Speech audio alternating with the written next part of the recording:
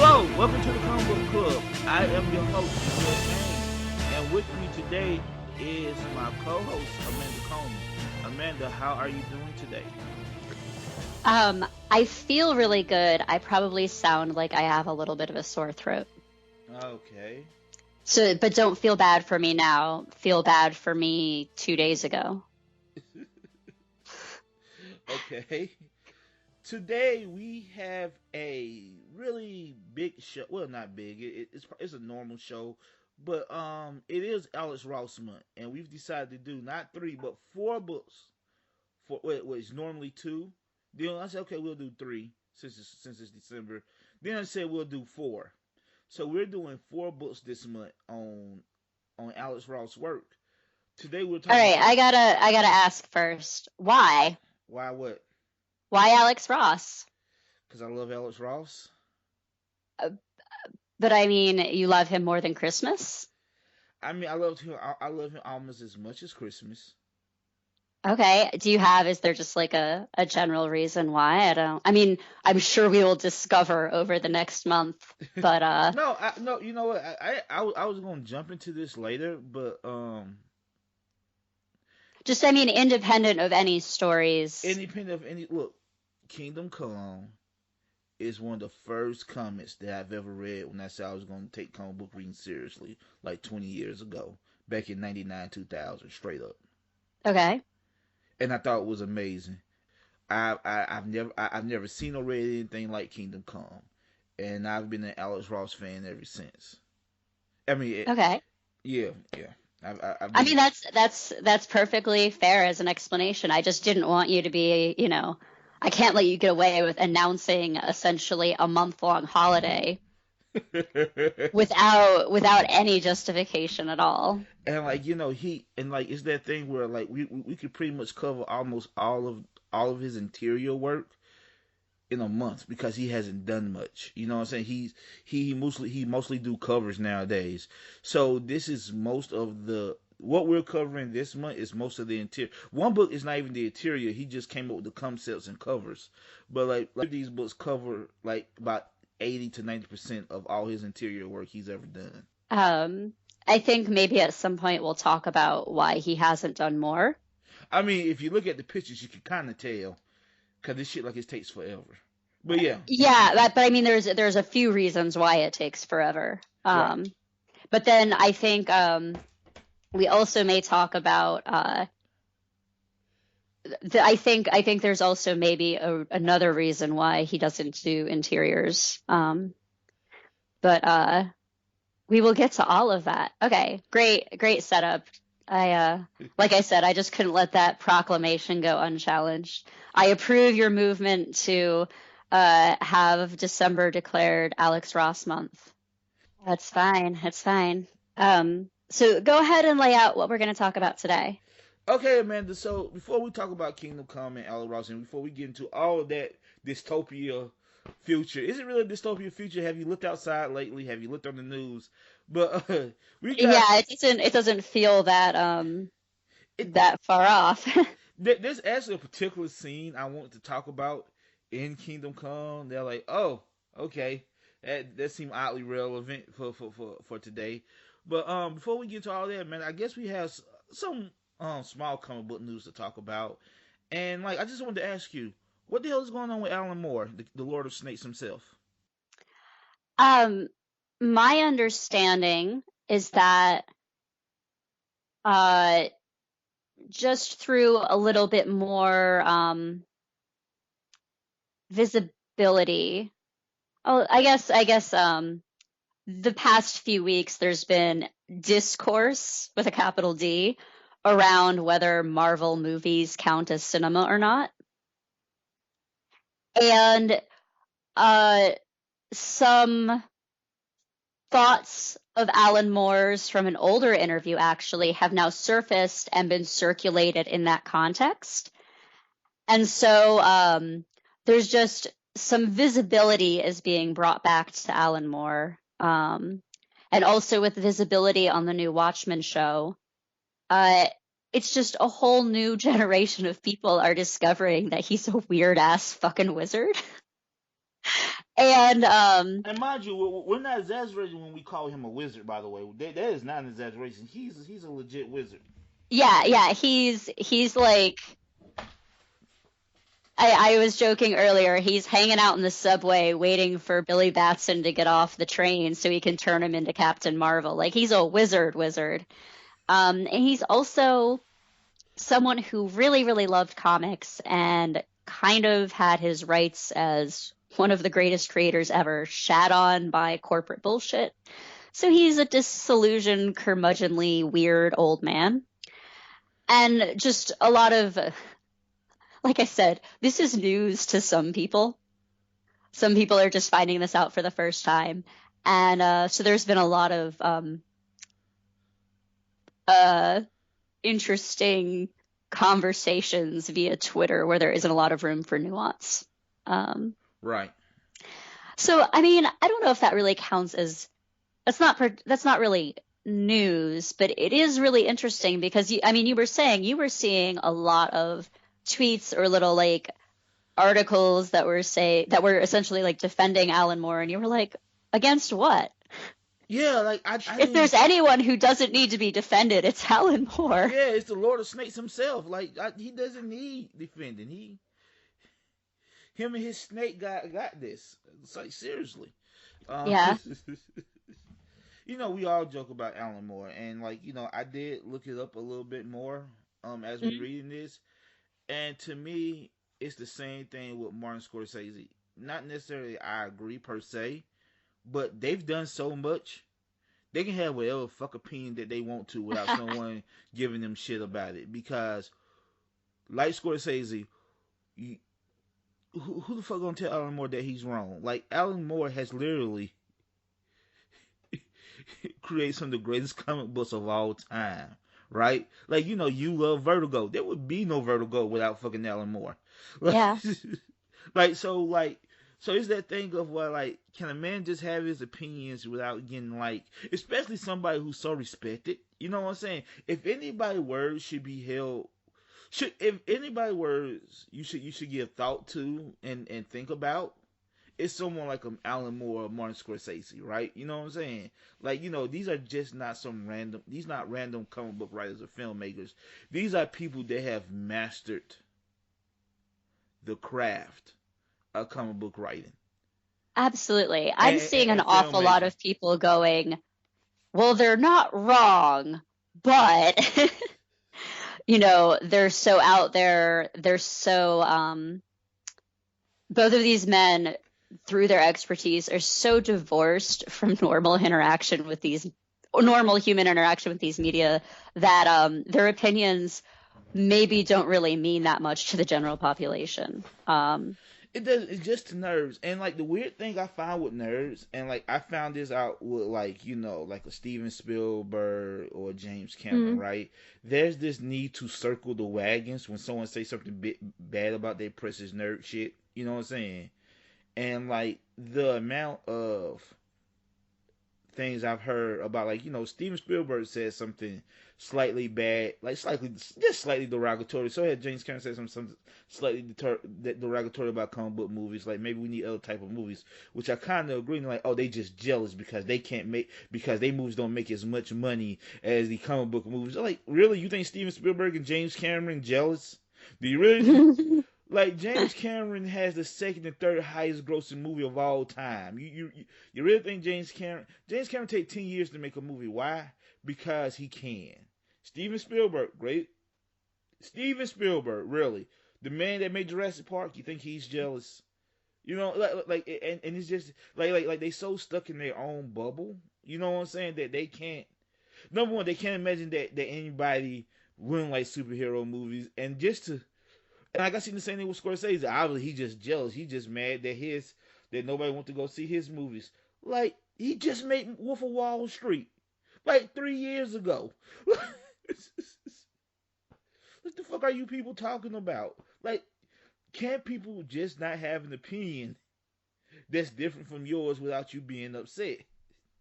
Yeah. You know what I'm saying? Without thinking, you can disagree, and that's fine, because I disagree.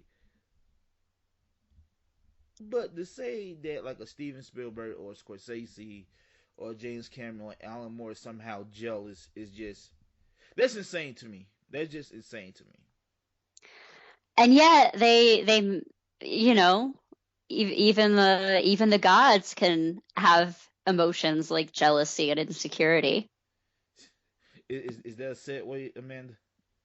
It may be. Talk about Kingdom Come. Kingdom Come is a DC comic published from April of '96 to July of '96. It contained 4 issues. Is an Eisner and Harvey Award winning comic. It is written by legendary writer Mark Waid and legendary artist Alex Ross. It is about a dystopian future and what the new generation of superheroes have taken over, and it's up to Superman to come back and set things right.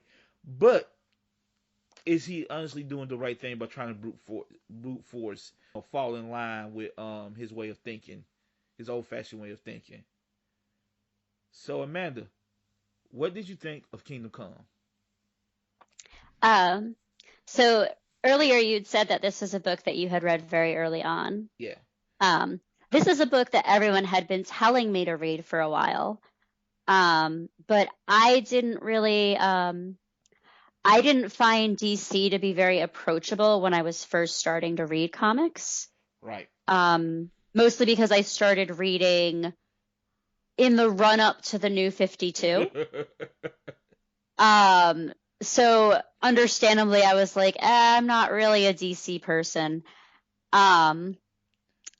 I read this book for the first time earlier this year and was so excited because I think that Alex Ross might love Captain Marvel as much as I do, or maybe more.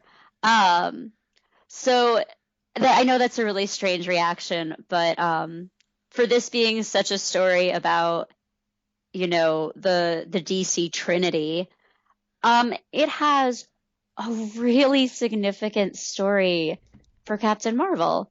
Right. And I love him as a character, and I loved seeing him in here. And Alex Ross clearly loves doing Captain Marvel artwork. Yes, he does. But besides, okay. I know that's like the dumbest reaction is that it's my favorite Captain Marvel story. But no. Well, like, what do you think of the story? Like, okay, overall, warning to the audience. A lot of this is gonna be this art pretty. A lot of this is gonna be this art is pretty. Yeah. Okay. I overall, I do really enjoy the story. I feel like so many of the ideas from this story have permeated into other versions of either the Justice League or movies. And also we have to mention Squadron Supreme was a similar storyline. Right. Like 12 so years before. Yeah. Right. So this whole idea of what if it wasn't that great? What if Batman and Superman were actually fighting with each other? What if the world didn't love their superheroes unequivocally? Those ideas almost feel a little cliche at this point. Right. So it felt very timeless. It felt like a timeless story, but almost in a boring way. Mm. So it had really great moments, but it didn't feel very like fresh. It just felt like timeless, like I'd already read it. That was the feeling, was the whole time I'm reading it, I was like, I feel like I've already read this. I feel like I've already read this. So let me ask you, is that because that happens, you know what I'm saying? So Yeah. is that the fall of Kingdom Come, or just because you come to it so late? Because I think that happens to everybody. Sometimes people see the inspiration of stuff and get used to that. So when they go back and read the original source, it's kind of like the John Carter of Mars situation, right? If you Exactly. Yeah, if you've seen Star Wars first or John Avatar, Carter. Yeah. No, I think it's a little bit of both. I think that they were aiming for it to be sort of a little bit timeless. But I think that it is, what I was saying is that I'm so familiar with the influences of this story that going back and reading it, I'm sort of like, this book did all of that. Uh, I will say, rereading it, to talk about it again with you, it did not lose any of its potency. Like, I still almost cried multiple times. Okay, okay. So I'm not saying that it feeling like I'd read it before was necessarily bad. Um, I was just that's not what I was prepared for when people tried to sell me on reading this book. Everyone goes, "Oh, it's pretty," and "Oh, it's important," and "Oh, it's smart." Amanda, you like all of those things. But no one told me that I was going to that it was going to feel like I already knew the story, and that it was going to make me understand and love these characters differently. Okay. And nobody told me that Captain Marvel was a fucking badass. Okay, so okay. Let, let, let me take you back to 13, 14-year-old me, right? Reading this for the first time, right? I know who the fuck Captain Marvel was. I I know. I know. I bet most people read the. It's just that I had read it right after we read all of our Captain Marvel stuff and we'd seen the movie. And yeah, you didn't know who Captain Marvel was. Go ahead. I like, who the fuck is this dude that looks kind of like Superman with this grin that can beat Superman? Who can beat Superman ass? Apparently this guy can. It was just like, who is this badass that I must learn more about? And why is he so happy? Like, just he never stops grinning. What the hell? But no, like yeah, reading like Captain Marvel for the first, and the thing is, when you're 14, your first introduction is him because you don't see him until he's standing over Superman in that iconic pose, right? Of like him in the superhero pose and Superman on the ground. And like you look at him for the first time, you like, who the fuck is this dude? Yeah. he's Yeah, he definitely makes an entrance. he's built like a brick shit house and just with this cape and this red outfit and this lightning bolt, and it's just like what I like about this book is, and this is a weird thing, but like it feels like like it's not, because clearly this is an alternate future or alternate universe, but these characters feel like the classic version of themselves, even though they act somewhat out of character, but they act out of character that feels logical for what we know of these characters. Because you read a lot of Elseworld tales, you know what I'm saying? Sometimes the heroes are radically different, you know what I'm saying? Yeah. I don't feel that way about this. I feel like like especially the Trinity, are true to who they are. They're just in this really extreme situation, right? Yes. They've seen some shit. They in this really extreme situation, but at no time Batman doesn't feel like Batman, Superman doesn't feel like Superman, and Wonder Woman doesn't feel like Wonder Woman. Wonder Woman, honestly, is probably one that changes the most, but it's a change that makes sense as opposed to her just being like completely out of character. You know what I'm saying? Yes. Do that make any sense? Do like these feel like the classical version of these characters, and I don't know how the hell he pulled that off, and like especially in a story that as like dark as this,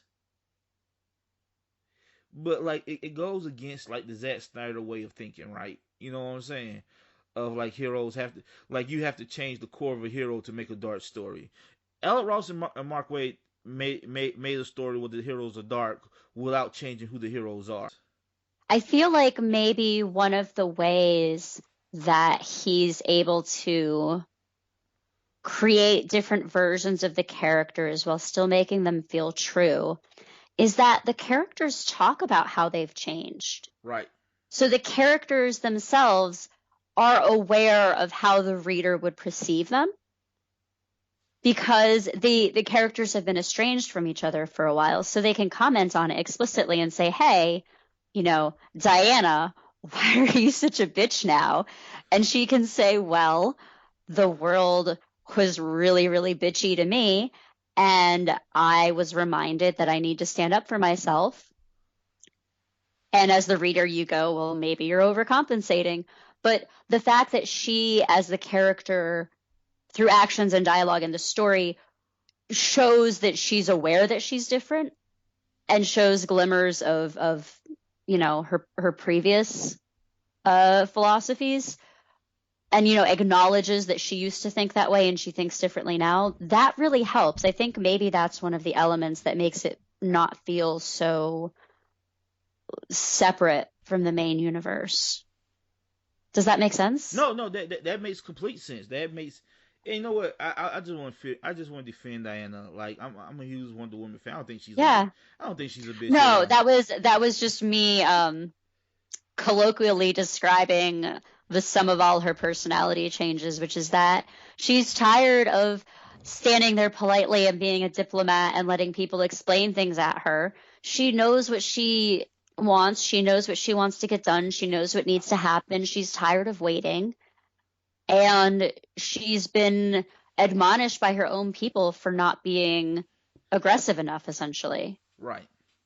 And so she's like, fine, I will bring the war to get what I want now, regardless of whether that really gets me my status back or not, because it doesn't matter.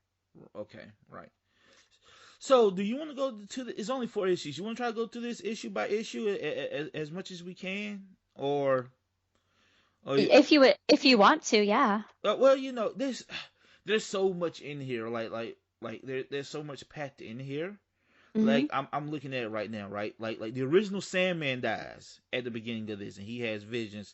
Which again, I read that, I immediately thought about you in Sandman. Yeah. Yep. Because that is there is a part in Gaiman's Sandman where Morpheus acknowledges there's a human Sandman while he was in captivity, and that would be this guy. Yes. And it's again, I didn't know who the hell he was either. Like I didn't know. And it doesn't particularly matter. No, it doesn't. But there's so much DC packed into this DC book. Uh-huh. No, I think we should definitely go through this issue by issue, because it's so easy to forget the framing of this what if story is around Revelations. It's a biblical story. But what we're seeing is a what if vision through the eyes of a pastor, right, who is joined with the specter, so that he can see these visions and travel into this possible future and help judge what's supposed to happen. That, I guess I was wondering, do you feel like that changes how you read the story? Would you, without that framing device, if it had just started with Superman farming and Wonder Woman shows up to tell him that he needs to come back to the world, how does the framing story change your reading of the book? It makes it so I've never thought about it like that, but I think it helps it. It makes it more epic in a way, because again, this book feels big, right? And I think a part of that is the framing device of them quoting scripture, of his visions, of all the biblical stuff surrounding it, because it is called Kingdom Come, right? So Mm-hmm. I guess they needed a way to incorporate the biblical stuff within it, and I think what's his name?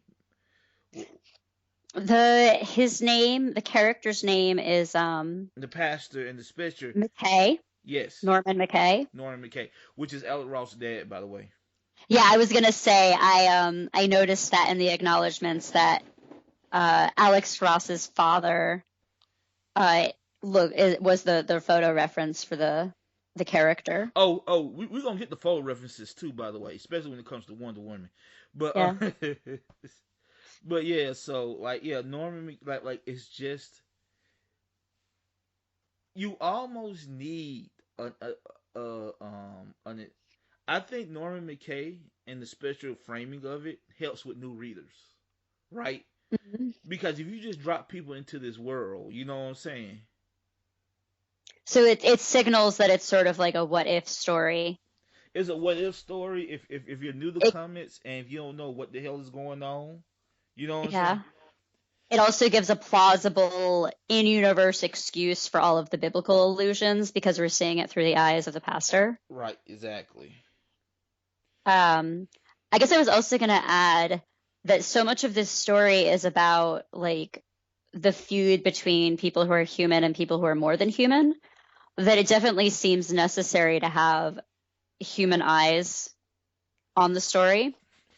Because Superman and Wonder Woman are just too far gone. They've been away from humanity for so damn long. Well, and I mean, like they're literally not human. Oh yeah, that is true. Like things that kill us don't kill them. So that's, I mean, that's kind of the metric that's being used in this book. But yeah, so I mean, I hadn't really until you reminded me that we may go through this chapter by chapter. I'd forgotten that it even started with this entire section that has nothing to do with the Trinity and is, you know, based on just a human man and the Can Spectre being horrified at the state of the world. can we talk about Planet Krypton for a second? Yes, because that's also That's very present because it's just like it's gaudy and it's just like, oh, superheroes are a commodity. Like, yep, they seen that shit coming 20 years before it was a thing. Like, yeah. Um yeah, no, the Planet Krypton restaurant, chain restaurant was hilarious. All of the details in the background of that are amazing. the guy that's Green Lantern, the guy who's dressed as Green Lantern, say, "Hey, look, I'm Green Arrow." Yeah, that everyone's just, it's so mundane. I mean, we could also mention that the story ends with them at that restaurant as well. It does. And did you catch who owns that place? Um, I did not see who owns it. That's got to be like a background detail, yeah? They say it, but you could easily miss it. Booster Gold owns Planet Krypton. Or are you sure it's Booster Gold and not just a guy dressed as Booster Gold? No, no, no. Because she says, "Let me speak to your man." Like, I mean, I just assumed that if you were like in that restaurant and you were asking for an employee, you'd be like, "Let me talk to Wonder Woman. My coffee's cold." I Oh, Booster Gold, I want to talk to your manager. You know? You think Booster Gold actually owns it? Oh yeah, definitely. I definitely think. Okay. Look. If I don't know how much you know about Booster Gold, but it's totally something Booster Gold would do. Okay. Oh, well, that's all the explanation I need. So he's walking down the street, and all of a sudden, a metahuman fight breaks out, and it's not even superheroes or supervillains, right? He clearly explains that in this world, there's a metahuman boom, and these people no longer fight for what's right or wrong, and they just fight to be fighting at this point. Almost like they're controlling territory or like they want to be a more popular influencer or something. Yes, yes. A lot of these new age heroes are children of previous heroes. Like we have what was this, Nightfire, who's his Nightwing's and Starfire's daughter. Yes, I did notice her in the background a lot. Then like there's this dude that's just covered in three senses. Yeah. Yeah, and like he plays a prominent role several times through this story. Like he keeps popping up. He's sort of like he'd be at the level of like an extra with a speaking role. Right, exactly. And Or like one of those ensigns on Star Trek where they're like always there when a main character walks up. He's just in the background. there's a character named Swastika for some reason. Mm. And I'm like, Real quick, I was just looking at the photo credits in the back. uh-huh. Um, the 666 guy Right. is Brian Azzarello. Yeah, yeah. So that's why he's in there, is because he got a special friend of his to He was just like, he does look like Brian Azzarello now that you say something. And I love Azzarello, so that's great. And you know what? him being the guy with three senses on his body is actually kind of fitting for Azzarello in a way, in an odd way. There we go. What do you think of this setup of these heroes just like fighting for fighting? Um, I'm I'm really impressed that it was a lot of efficient exposition. We kind of get a look at the chaos, and more importantly, we see the effect that it has on people. So instead of having many pages of gratuitous violence or just having text explain to us that it's bad, there's a character that we've already developed some attachment to, and we see how it impacts his life, and that tells us all we need to know about the importance of it. Right. So I think that's, again, another really important role that this framing story plays, is that it sets the stage for this world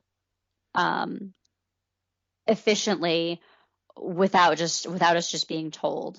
It gives us a ground level view.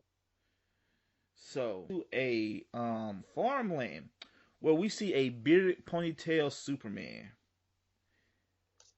who's I love this Superman so much, just how he's built, cause he's huge.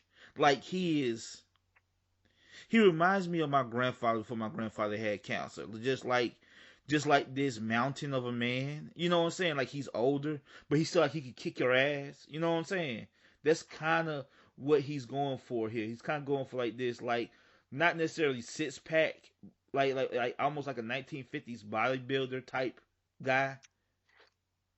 Yeah, I mean, it's a very Christopher Reeves look.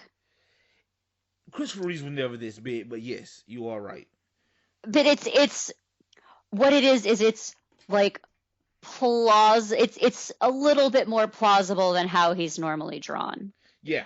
This Superman is a hair further on the side of physically possible than what we usually see in comic books. And specifically, this is also, I mean, this is also like not quite a dad bod, but maybe like a beer strength type of body here, but more like a body, like a power lifter or a water polo player or something. Like a power lifter that doesn't like power lift on the regular anymore. Like he's still really strong, but he's not like. Look, I'm gonna talk about design a lot in here because we get a lot about his character through that. This isn't a vain Superman. This isn't like a super strongly conditioned Superman. This is a Superman where the strength is just like intrinsic to his character. Right, and he's doing all this form work. And like, if you didn't know it was Superman before, when he picks up the tractor, you definitely know then. If you didn't know before, and then Wonder Woman pops up looking like Linda Carter. Yeah, she looks a lot like Linda Carter. Like you could tell his influences, right? Yeah. You could tell Alan Moore influences for stuff, and she basically asked him to come back. He's been gone 10 years. Apparently, some incident happened that he decided just to leave for 10 years, and something bad has happened, and Wonder Woman wants him to come back. Wait a minute, what do you think of Wonder Woman's outfit? I think the slight redesign is really good. Like they gave her a flap as opposed to like just the bikini. Yeah, I think it's cool. Yeah, okay, cool. It feels classic with just a slight update. So apparently, I mean, it just gives you the impression that she's like actually changed her clothes in the last 20 years. Yeah.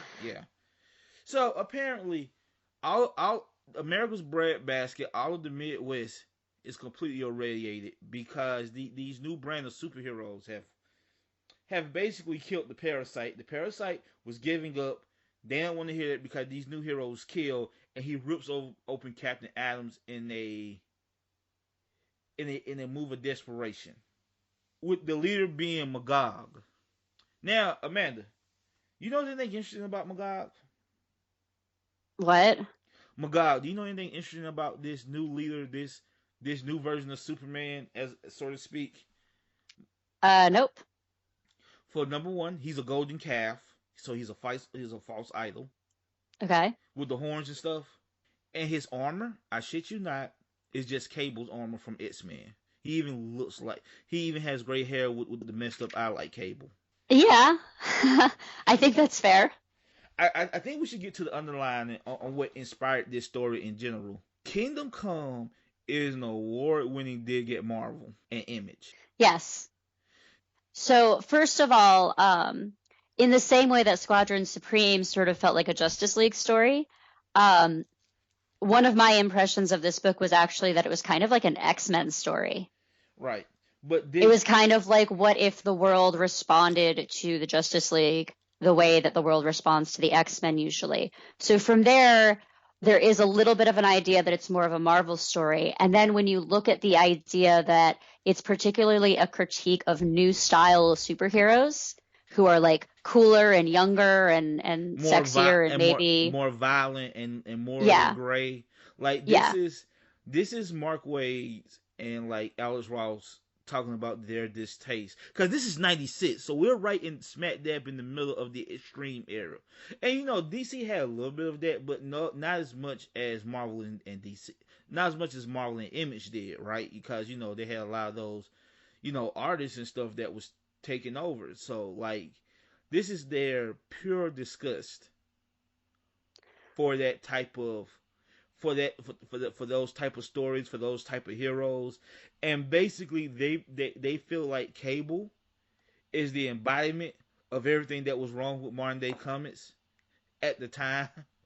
So they made Magog look exactly like Cable with the same armor and everything. Just they same armor, same hairdo, like everything, same design. That is Cable's armor, and they just put like, you know, the helmet with the horns on there, because they're basically saying Cable, because people really love Cable at the time, is a false idol. This is not what heroes should be. yeah. I think that's a really good catch. I don't know if I like when I looked at him, I definitely didn't think Cable. I didn't either. I just thought thoroughly over designed. I didn't either, but I was reading articles about this like years ago, right? And they say, "Oh Yeah. yeah, that's Cable's armor." I'm like, "What? No, it's not." Then I looked at Cable's armor and I looked at, like, I compared them. I'm like, "Oh, it is the same armor. It is the same design, more or less. Yeah. Like right down to all the pouches." Yeah. Basically, Superman saying, "I'm out the game. I don't want to have to deal with this. I'm gone." And she's like, "Fine, whatever."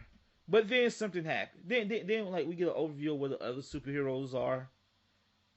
And Yeah. I gotta say, Alan Scott design with the Green Lantern armor Yeah. is one of my favorite designs ever.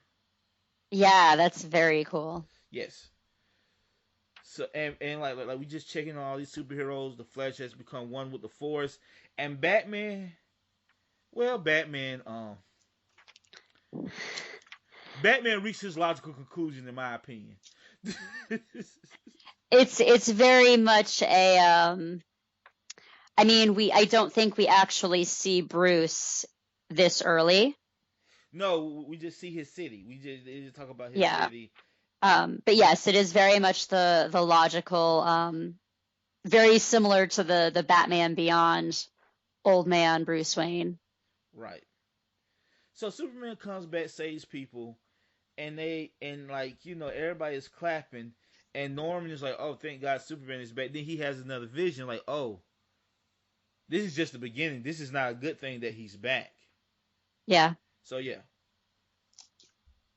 So look, I want to talk to you about the second issue, right?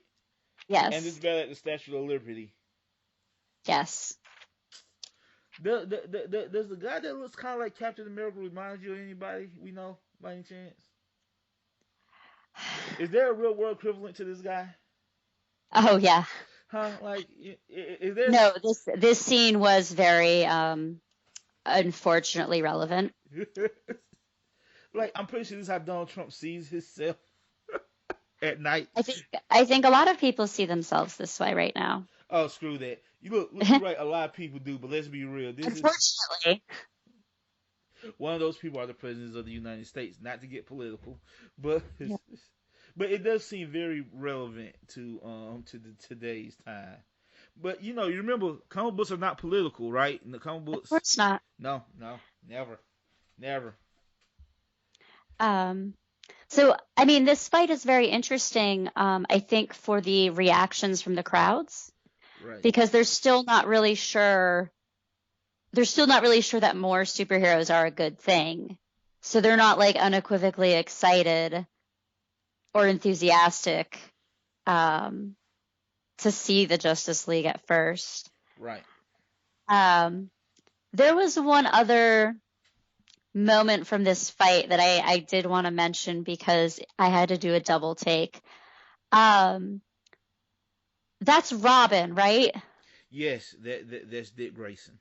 Yeah. So the first time I saw him, I was like, that's just like a weird costume for Batman. What's going on? And I hadn't gone through the mental exercise to realize that no, Batman, Bruce Wayne would be like way, way, way older. That can't possibly be him. But the first time I saw it, it was such a Batman entrance. Right. Which And makes then, so then when you realize it's Robin, it's Dick Grayson, you go, okay, yeah, like of course he would do the Batman thing for them. Um, like everybody come in front. Everybody goes in the front. He comes in through the back. yeah, yeah, didn't even know he was there. The people fighting outside may not even realize that he just saved them all. Right. Like does Superman know that he even did that? Um, so I love that sort of in the midst of all of this, there was still some of the energy of the original team. Well, we had this awful splash page of them like coming out the sky, and like Yeah, it's always good to see Power Girl or Power Woman in this case. It's always good to see her yeah. and her two balloons that she carries on her chest. Uh, Yep. And this is like a super muscular Power Girl too. right, right. This is a great design. It's one of those weird things where like, all right, clearly this was made, like clearly that costume was made for maybe the wrong reason, but it's so iconic you can never really take her out of it. You know what I'm saying? It's too late for that. It's just they recently tried to do that with Jessica Drew's Spider Woman, where they gave her this whole like weird outfit because Mm. there was some backlash like a few years ago about her costume, which I didn't get. But like just recently, they announced a new series, and she's back in her old costume because Uh, it's too late. It's just too late. Like I'm sorry, like there's nothing you can do about it. Like if Power Girl doesn't have her boob window, she's not really Power Girl at that point. So they go to the UN. Does the UN look like the Hall of Justice, or does the UN always looks like that? um, I mean, I think it's the other way around. I think the Hall of Justice was designed to look like the UN. See, I thought the Hall of Justice was designed to look like the Rock and Roll Hall of Fame. I don't know, or the Football Hall of Fame, but yeah. So Superman basically makes his proclamation that Yep. they're cleaning up the world not by example and by force. Right. And most people are just not comfortable with that, especially the world's government. I mean, that's fine. It's fine. Yeah, I mean that's just like the next No, no. plot point. I think it's a little bit Do you see? Like, is it odd to you that Superman don't see how this could go bad at all? well, no, I mean that's the point is that Superman hasn't been in the world for 10 years. He doesn't even know how to imagine how this sounds to normal people. So of course, like the plot requires him to not respond sensitively to the situation. Right. So he goes visit Batman, and we find that Batman's secret identity is no longer a thing. The mansion is destroyed, and he's basically in like this robot bodysuit because his body is just destroyed. You know what I'm saying? That Hmm. he has no body anymore. He's basically propped up in this exoskeleton. Yeah. And him and Superman has this contentious relationship. Like Superman is so out of touch with reality, he doesn't even like to be called Clark. Right.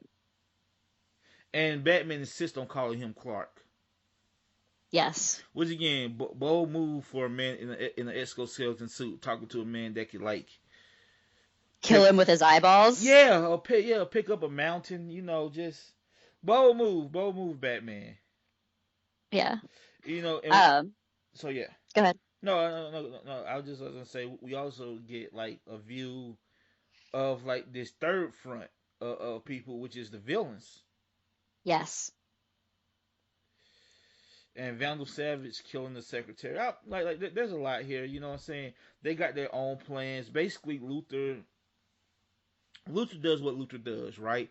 Luthor said this is the betterment of humanity, but really it's the betterment of himself because he's letting people suffer to hate superheroes, right? He's hoping that things get bad enough that the situation with Superman he's been trying to resolve his entire life gets taken care of for him. Right. And then, of course, opportunities will be plenty for everyone who is in this villains alliance. Can we talk about Batman's son and that unpronounceable name? Yeah. Yeah, I didn't catch until the very end that was supposed to be his son.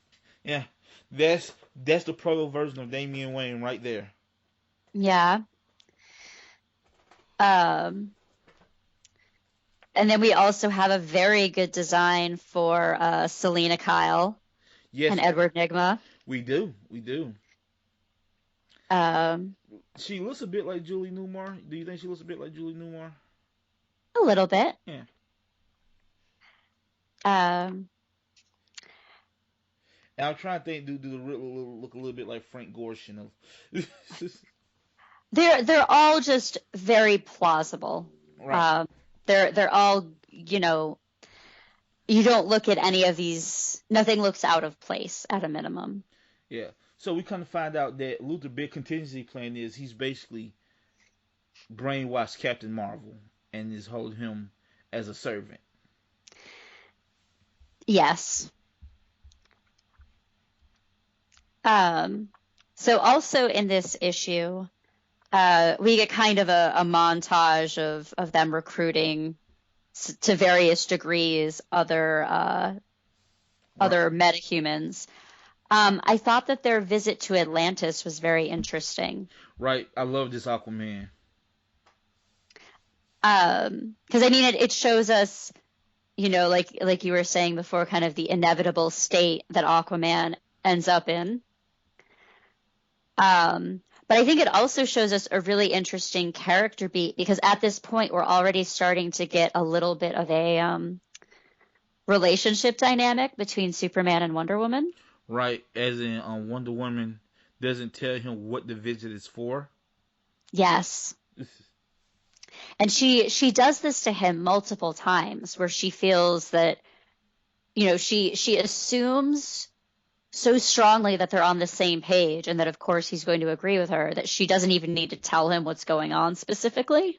Yep. And then that she also perhaps believes that his Boy Scout non-confrontational somewhat nature, that he's just going to be too polite to embarrass her about it in front of company.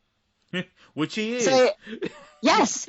So I feel like it's a little bit of her being like, well, of course he's going to agree with me. And then also her being like, and even if he doesn't, it's not like he's going to go against me in front of everyone. So I'm always going to get what I want if I do it this way.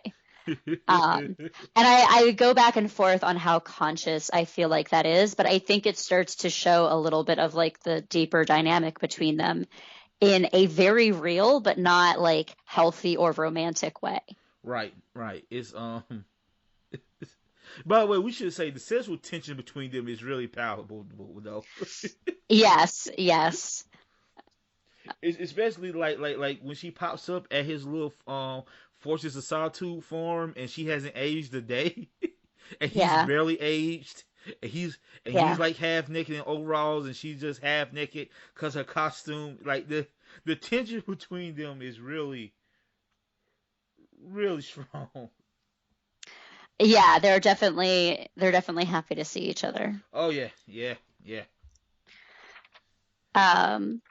I believe the next main event in this issue is that we do get a fight with Magog.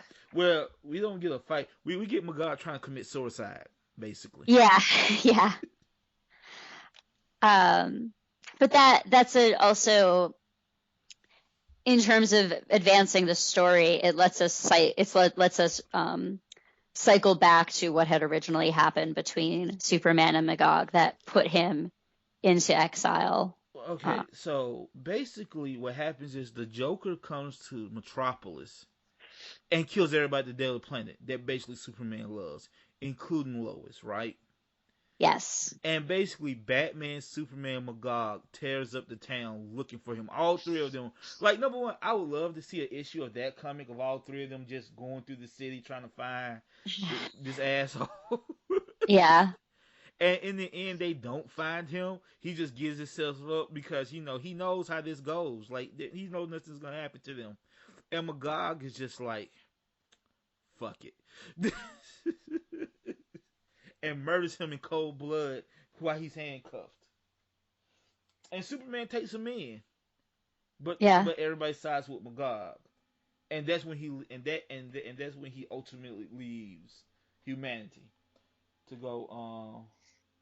Well, Magog challenged him to a fight, Right. and Superman was like, "No, I'm not going to fight you." So yeah. So yeah, everybody sides with Magog, and just Superman leaves. Like Magog, like you said, Magog challenges him to a fight, and he's just like, no. That's the problem now. People fight too much because apparently people want a more bloodthirsty, hero, a more take action type of person. Right. But also, I mean, let's remember that Superman's almost always holding his punches, right? Right. So, like, he's also probably a little bit personally offended. Like, have you guys forgotten that I could kill all of you? Like, it is only through my benevolence that I'm not just, like, killing everybody all of the time accidentally. And no one can stop me, really? Yeah. Yeah, I feel like he may also be a little bit, I don't want to say jealous, but sort of. Wow. No, I mean, like Superman is the best. And with so many other metahumans flooding the market, surely people are starting to forget what he really is. Right. And surely I think a lot of what Superman runs on is respect. Like, I don't think he wants to be famous. I don't think he wants power or control, but I think he really needs respect. Which is honestly, is actually the very little he can ask for, right? Like, cause he is great, right? He is awesome. Yeah. Like, you just respect me. That's all I like. Respect me and respect what I can do. You know what I'm saying? Like, just. But yeah, Magog clearly has a guilty conscience and just wants to die at this point. And like, it's this thing where like this battle has been building up, right? And like, they start being whispers like, Superman could probably find him. Why haven't Superman looked for him? You know what I'm saying? Like Superman has purposely not looked for Magog for whatever reason. So when you meet, you think it's gonna be this big old fight, and you just see that Magog is like this sad little man now, basically. You know what I'm saying? His way didn't work. Yeah. And he sees that, and like it, he wants to die. So for 2 issues they build up this fight that never comes, right? Like, what I'm saying, there's no there's no satisfactory end to this fight. Well, what it is you've been led to believe that there was some sort of physical altercation that drove Superman away, and you're realizing that it was actually very anticlimactic and sort of emotionally driven instead. Right, and like, he doesn't even get a chance to preach at Magog because Superman loved to preach, but he didn't like. So he couldn't even get the satisfaction of telling him how wrong he was. Yeah, because Magog already knows, and he's already punishing himself. And we get the great scene of Wonder Woman putting his hand on putting her hand on Superman's shoulder, and he's saying we are at war, and the look of terror on her face at first, like, oh, maybe I shouldn't have pushed him into this. She gets over that really quickly, but Mm-hmm. there is a second. So, can we talk just a second about this apocalypse scene? Yeah. Yes. How cool it is that Orion has usurped his like father, and is Yeah. now the and like, huh? They have him and Superman had this conversation. Superman's kind of a dick to him for some reason. Like Superman's a real super dick to him in this scene about how disappointed he is. And Orion's like, look, man, I tried to free these people. They ain't want to be free. Yeah. Like I tried my best. He was like, I usurped my father, and the first thing they did when I gave him freedom was elect me, his son, as, as the new ruler. That's what they did with their freedom, because they don't know what freedom is. Like, you know what I'm saying? You can't force freedom upon people. Basically, he's saying he can't. It's very relevant, right? He's basically saying you can't force things upon people, even if it's for their own good. They have to come to it themselves. Yes. Which is clearly a lesson Superman hasn't learned. Right. So right. He definitely takes it kind of the wrong way. Yeah. So we get to the end of the issue, and Batman and his group of humans have joined Lex Luthor and his villains to stop the Justice League. And that's kind of how the issue ends. So, man, when you read this for the first time, did you think this was a trick? Did you think? Well, if there's one thing we know, it's that Batman's the only guy in the Justice League you got to take out before he takes you out. So I was not able to guess what was going to happen, but I knew that Batman had plans within plans. Okay, so so I was expecting there to be a very good reason for him doing what he was doing. I did not think that his character had changed so fundamentally that he would not have been doing this as a trick. Gotcha. So they built the gulag. Number one, why call it that? You couldn't think of no one. Look, nothing good has ever happened in the gulag. I just want to make that clear. Right. Amanda, can you tell them why they built the gulag? Well, inspired by his trip to Apocalypse, Superman decided that they needed essentially a detention and re-education center for all of the metahumans they captured who were not interested in changing their behavior. Right. And it says it was filled up within 2 weeks. Yes, they built it hoping that it would have capacity for several months, and that, hopefully they could start releasing some people and having a little bit of turnover, and instead they filled it up in 2 weeks. Yeah. Because the Justice League has met more and more resistance. Well, and also because as soon as you start building something like that, people who were maybe marginal on what you were doing are going to start going against you. So, did you know anything about the design of the gulag, if you look at it? Not particularly. What did you notice? It looks like the Hall of Doom. Okay. Where the Legion of Doom famously do all their supervillainy. Like, basically, it's the opposite of the Hall of Justice. It's the Hall of Doom. Right. It looks just like a giant version of the Hall of Doom. Cool. Okay, so also Superman was like, we'll make it look evil too. Yeah, basically. Surely that won't bother anyone. And we gotta say the warden and head of security is Mr. Miracle and Bit Barter. Mm-hmm. So it's always, again, didn't know who none of these people were back in '98. Yeah. Like, who are these people? And they have a daughter that's dressed like Bit Barter, but that has Mr. Miracle clothes. Norman meets Deadman, and he meets all the gods. I thought that this scene was interesting just for helping place the Shazam wizard in the DC pantheon. Right. I had never imagined that character interacting with other parts of the DC universe. Got you. Um, but I always love my dead man cameos. So I thought that interlude was very clever and very cleverly targeted at like the 10 people who like dead man cameos. Right. And that right there is, hold on, let's see. Do anything more significant happen in the issue? We found out what the hell Martian Manhunter been this whole time. Yes, that was a really beautifully upsetting moment. Right. Um, uh, John's been he opened himself up telepathically too far and has just been sort of in trauma since. Mm-hmm.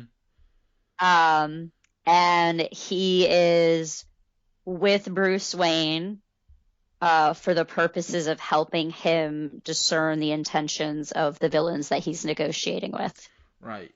And we should hold on. There's actually a lot more in this issue that happens, like because this is the penultimate issue. So Yeah. let's just go plot point by plot point.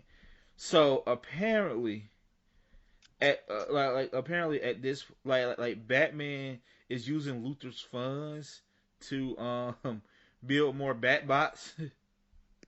Yes. And Batman like, Luthor, don't you betray me? And like Luthor, I wouldn't dare betray you, which is bullshit, of course. You know what I'm saying? And we find out how he's controlling Shazam. Excuse me. Yep. Excuse me. This is Captain Marvel. The hell with Shazam. This is Captain Marvel. Well, this is specifically Billy Batson. Yeah, it's Billy Batson. Billy Batson has grown to look just like Captain Marvel. So, which is a wonderful device that when he transforms, he just changes his costume. He doesn't actually look different. So no one, when you look at him, you can't tell if he's superpowered or not. Right. So kind of find out Dr. Savina, Yep. who's no longer alive, who's I'm pretty sure Luthor's probably killed. Yep. Developed these earworms that I wonder. Little Mr. Mindworms. Yeah. And he's like basically pinning them in Billy's ear and riding out his brain, right? Making him a schizophrenic and showing him visions of stuff that didn't happen. Yes. Making him afraid, making him scared of Superman and all his ilk. Which is weird since we also find that he retired more early than anybody because he seen the tide coming. And since Captain Marvel was such a positive force, Captain Marvel like, I'm out. I can't do this. Again, and it was a self-hatred too, because he was human and metahuman. Right. And again, when you don't know who this guy is and just all the lip service that's paid to him and how awesome he is, like, yeah, it's not confusing. Like, damn, this dude, I need to read more about this dude. This dude seems awesome. It wasn't like this fucked up version like of these superheroes. So yeah, but I mean, confirmation of Luthor's intentions, and then also confirmation of which man they were looking at when they were looking at Billy. Right. Is what John Jones was doing with Bruce Wayne at the meeting. Okay. So, that's what he wanted. Was he needed his telepathy to confirm whether he was looking at Captain Marvel or a human. Right. So, the Flash pulls Norman out of whatever fucking dream dimension that they've been watching everything from. Because this Flash never stops running. Yeah. And he can see multiple planes. And I like the fact that Power Girl almost punches this old man to death. And Superman has to stop her like, hey, chill. And he basically just tries to warn them. And like they go to what was that? They go to the UN, and basically the humans tell them straight up like, hey, we're going to deal with this if you don't. Because there's a riot has started in the Gulag. Right, a riot has started in the Gulag. Well, but before that happens, though, Batman ultimately let his plan be known, and come to find out he was never working with Luthor, and he was like, "You lied." He was like, and Luthor like, "You double crossed me." And Batman says, "I learned from you." I would like to point that out. It is a really cute character beat moment So where Luthor's ultimate plan was when he heard that there's a riot was for basically Captain Marvel to bust open the gulag with all these angry metahumans and to start a war between the metahumans and let them kill each other. yeah. And that's what Batman wanted, right? That's No, not no, and that's what Luthor wanted, right? That's right. That's not what Batman wanted. not That's what Batman. Luthor Yeah, wanted. that's what Luthor wanted. So this is where we learn about the riot, and they killed Captain Comic, and they're just like, shit, Comic is dead. And apparently there's a villain or a hero in there named Von Bach that started Hmm. all this. I would like to know more about him if I could. Yeah. And Wonder Woman like, fuck it, we gotta go kill them all. And Superman like, whoa, wait, and Miss Wonder Woman like, nah, the time for indecision is over with, Clark. And she kisses him. Yes. Just it says a passionately kiss. Was that like a kiss of death? I don't know. Go see Batman. He asks for Batman's help, which is always funny when Superman asks for Batman's help because it's like Superman can literally do anything, but Yeah. somehow he still needs Bruce Wayne's advice, right? Yep. So, and like he's racing towards the gulag, and that's when we get the iconic splash page of this issue of Captain Marvel standing over Superman. Now, what do you think about this last section about the war, about Wonder Woman? Number one, how cool is Wonder Woman's armor? I do really like the full gold eagle Amazonian battle armor that she puts on. Yes. And I also like the reminder in this scene, as Superman handles her sword, that he cuts himself on the blade. Mm-hmm. Which is a reminder that Superman is not invulnerable to magic. Right. Which was also kind of an important aspect of Captain Marvel, is that Captain Marvel is only vulnerable to magic, right? Only vulnerable? No, Captain Marvel is magic. Right. But he, he's not vulnerable to mortal weapons, but someone else with magic, he would have to actually fight them. Right. And because in the next issue, there's this plot point about the weapon that they intend to use against the metahumans. And I kind of wanted to point out, where's Zatanna? Where are the magic users in this whole book? They're in the back. That's the weird thing. They're in the back, like when they had the character lined up and the numbers, and like she's in there. Yeah, so I was kind of interested in this emphasis on the aggressive, strategic fighting of the Justice League and sort of the downplaying of the magical element, especially since some of these problems that they were having may have been better suited to magical solutions. I feel like it may have been motivated by a desire to ground the series more in sort of the political conversations real people would have. Right. But I thought it, and in that moment where Diana says you were always a bit vulnerable to magic, I went, wait a minute, where is all of the magic? I just think magic works different in DC. Maybe magic is just not a big deal.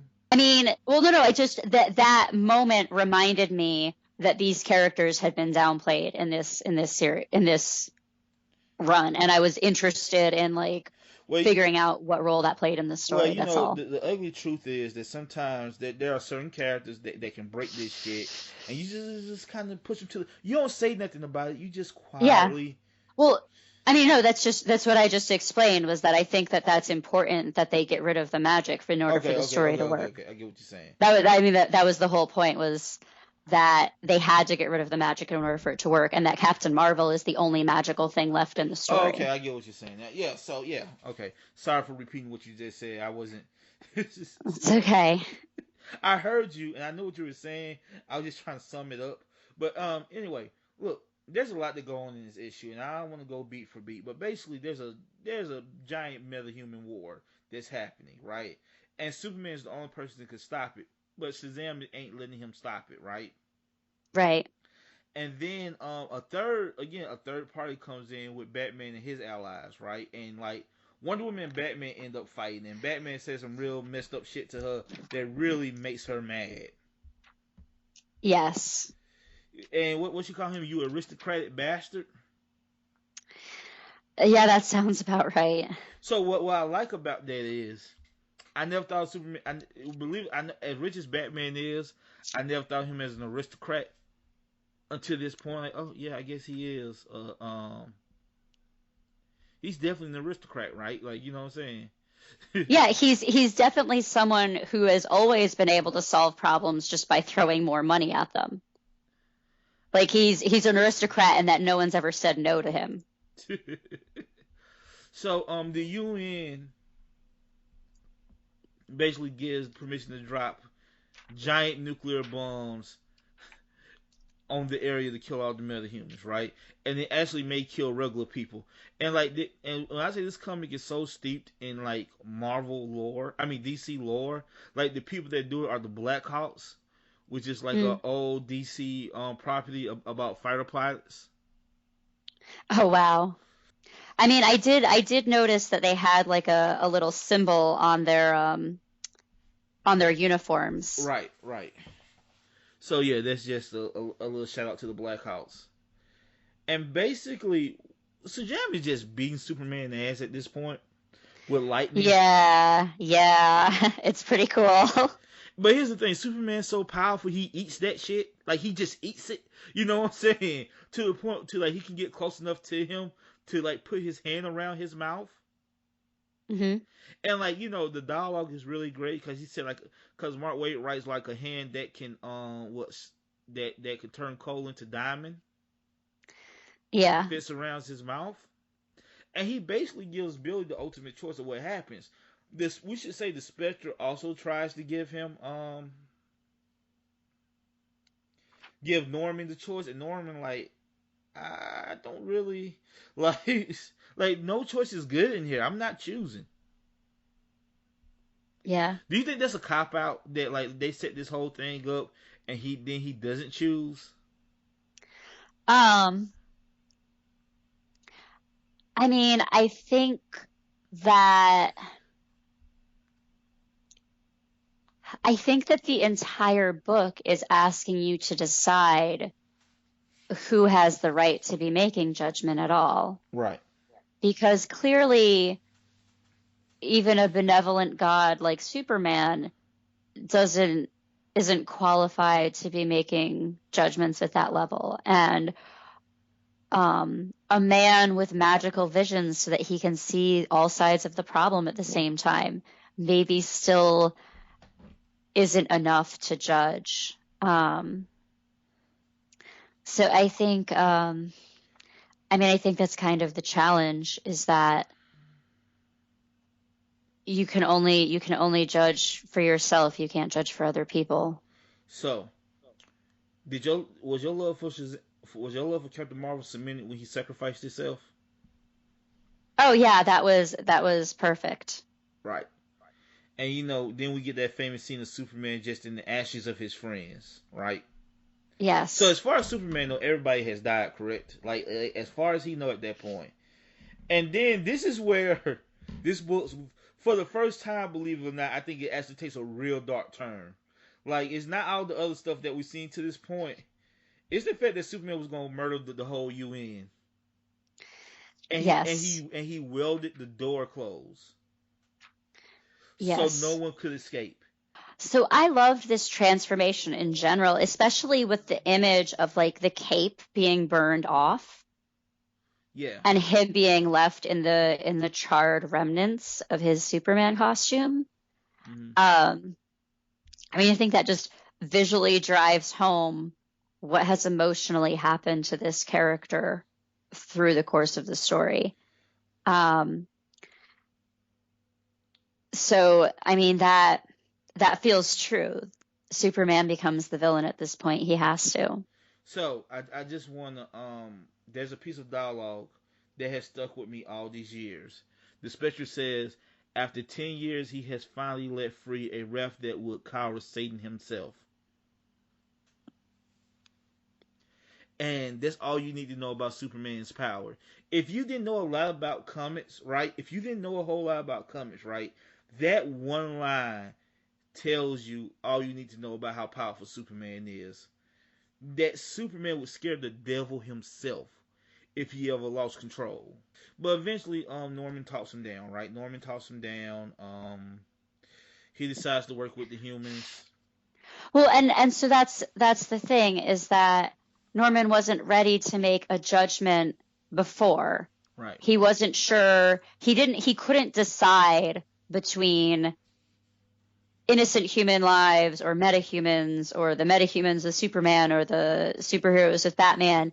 He couldn't decide which group of people were going to die, but he could decide to step in and protect life. Right. So he wasn't willing to make a decision to kill, but he was willing to make a decision to protect. And I think that that shift mirrors sort of like the psychological shift that he needed. Like if you go back to the beginning and think about him speaking with his congregation, instead of him focusing on all of the death, he needed a shift to focus on the protection. So look, everything ends well. Like a lot of heroes died, but a lot of heroes survived, right? Right. All the ones with names we knew made it. Yeah, right. yeah, everybody important. But I think Blue Beetle died, which I was really sad about. I was like, oh, not Blue Beetle, but Yeah. But yeah, do you? So I guess we could just kind of fast forward to the end where like Bruce and Diana are a couple now, and she's pregnant. Yep. What do you think about Fat Man saying she's gotten fat?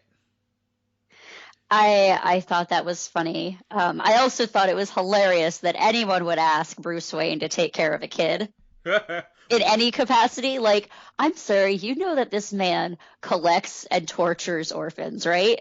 He does not torture them. He collects them, definitely. I don't think he tortures. I think that's being a little harsh on old Bruce. Well, you're right. He probably does torture them a little bit. You know what? You're probably not wrong. I'm sorry, but look.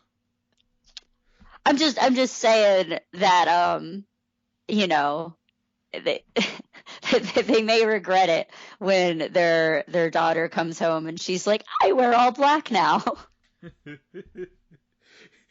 Look, humans are a disease that needs to be taken care of.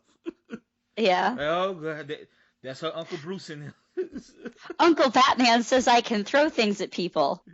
No, stop. You have the strength of a nuclear bomb when you throw. You can't throw batarangs at people. Yeah, exactly. And you know, I hope it's a girl too. I really do hope it's a girl.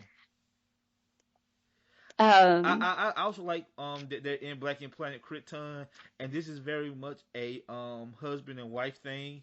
Like when they walk in, yeah, and like the stupid greeter says, and the stupid greeter walks up to you and says something stupid, and Wonder Woman had to say, "Be nice, Clark." Like that's such a dad thing. That's yeah. Because he just looking like. Like, Although I will say, I think that also reflects that the characters have gotten back to more of the dynamic that we knew them from. Because based on the rest of this book, I would have expected him to be the one saying, "Be nice, Diana." Yeah, right. But it's because I've seen that, like I think I've gone through it, but like again, it just reminds me of my grandfather, right? You go sit down for service, and you know dad is always a little cranky, like not like angry or nothing, but you know dads, like just be nice, be nice. Well, yeah, I just like God, I love this place. I need a real Planet Krypton. Yeah, I like how they went to go surprise him. Mm-hmm. And like he already knew because he said, "Well, you gained a few pounds," and he said there was other things. Was he implying that she was glowing? That she had gray hair. Oh, I thought it meant she was glowing. Like because they say when you're pregnant you have a glow. No. Oh, okay. No, I believe he was implying that she was starting to age. Oh, okay. I Cause like Diana's mom looks older than her. that is true. Okay. I just thought because she's magic based that maybe that when she get pregnant she actually does glow. Well, who knows? No, that makes sense. I love that he wants his steak black, well done. And I was just like, yeah, Batman would have a well done steak. That tightly wound bastard would definitely have. He would definitely have a well done steak at a place like that. Yeah. He'd be like, I don't trust this to be a good cut of meat. You just cook it for me. Just kill literally everything. I think it's funny that nobody has looked up. He said like the Legion of Doom we could be fighting and nobody would blink an eye. And Yeah. like you know what, maybe that's true, but I know if it was me, if I was eating there and I see the Father, the Ghost, and the Holy Spirit eating planet Krypton, I would lose my shit. But I mean, this is also it's a gosh, what is it Merry or Pippin says in Lord of the Rings? They say the closer we are to danger, the further we are from harm. So it's like this is a place where if some weird superhero fans decided to cosplay as, superhero characters and went out to eat, like you wouldn't be surprised. So no one's expecting to see the real them there. Anything they do that looks superhero-y could be written off as them being weird fans. That is true. I also like that on the one dude asked, "Hey," and Batman like, "Yes, I am. Could you pass the ketchup?" Like he doesn't even care. Like, Yeah. So yeah, that's the end of the story. They decide they're gonna have a kid and they're gonna have Batman help raise them. So I actually had one more question about this little afterword. Okay. Because it says 1 year later. What do you think that's 1 year later then? What do you mean? So I guess what I'm saying is, do you think that everything really happened? Huh? Okay, so the story starts with the pastor having visions of the future. Right. That he can move through, and he's supposed to use this to make some sort of judgment. Is this 1 year later from the end of the fight that we just saw? Or is this 1 year later from him starting to have those visions? Did it really happen? Well, from the dialogue, it seemed like it really happened from the dialogue. Okay. Because they was like, they're like because I think Clark said because of the events that happened, I think it's important that our child have a human surrogate on Earth. Okay. I think it's plausible that the interceding year happened differently. Ah. Okay. I think it's plausible that this is an entirely different timeline. Oh, you know what? That's a reading. But you know what? No, it's not. It's not because there's a sequel to this that's terrible. And, Okay. and they make it explicit that all this stuff happened. I mean, I was just thinking because there is a moment where the pastor and the Spectre are also in the restaurant at the same time. And the interesting thing that happens is that Bruce actually looks at them when they walk by. Right. Bruce never met him, though. Bruce never did. No, you are absolutely right. If anyone was going to recognize this old man, it would be Superman. You're right, but it's Batman. Look, I chalked it up Batman being Batman.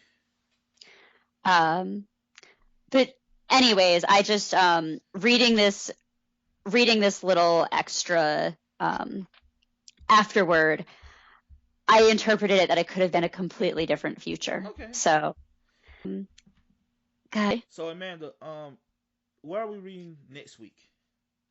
Next week we're going to be reading Marvels. Right, which is written by Kurt Busiek and with art by Alex Ross. If people want to talk to us about Kingdom Come, what could they reach us? We are on Twitter as Comic Book Club 52. We can get emails from you guys at comicbookclub52@gmail.com. And we are the Comic Book Club on Facebook. The only one celebrating the inaugural season of Alex Ross Celebratory Illustrator Month. All right. So, so I am Jamil Payne. I'm Amanda Comey.